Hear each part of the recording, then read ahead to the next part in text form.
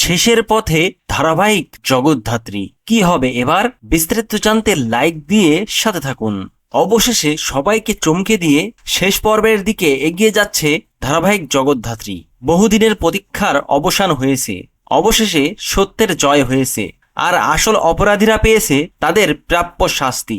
20 বছর পর মা মেয়ের বিচ্ছিন্ন সম্পর্ক এবার ফিরে পেয়েছে পূর্ণতা। দিব্যা সেনের পর্দা ফাঁস হয়েছে, তার বিচার হয়েছে, আর মুখার্জি বাড়িতে ফিরে এসেছে জগদ্ধাত্রী। সে আবারও আগের মতো করেই এক করতে চাইছে মুখার্জি পরিবারকে। এদিকে দুর্গার অন্নপ্রাশনও নিজের হাতে সম্পন্ন করেছে জগদ্ধাত্রী। এদিকে বৈদেহী মুখার্জিও নিজের ভুলটা বুঝতে পেরে জগদ্ধাত্রীর কাছে ক্ষমা চেয়েছে। তবে আসল চমক এখানেই শেষ নয়।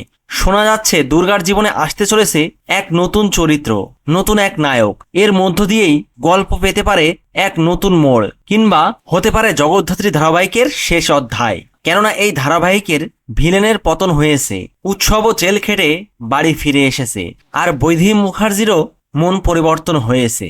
তাই সবকিছু মিলিয়ে এখন অনেকের মনেই প্রশ্ন, তবে কি এবার সত্যিই শেষ হতে চলেছে এই জনপ্রিয় ধারাবাহিক? তো আপনাদের কি মতামত? জগদ্ধাত্রীর গল্প কি এখানেই শেষ হওয়া উচিত, নাকি আপনারা চান এই ধারাবাহিকটি আরও এগিয়ে যাক নতুন কোনো মোড় নিয়ে? কমেন্ট করে জানিয়ে দিন আপনাদের মতামত। ভিডিওটি ভালো লাগলে লাইক ও শেয়ার করুন, আর চ্যানেলটিকে সাবস্ক্রাইব করে সাথে থাকুন।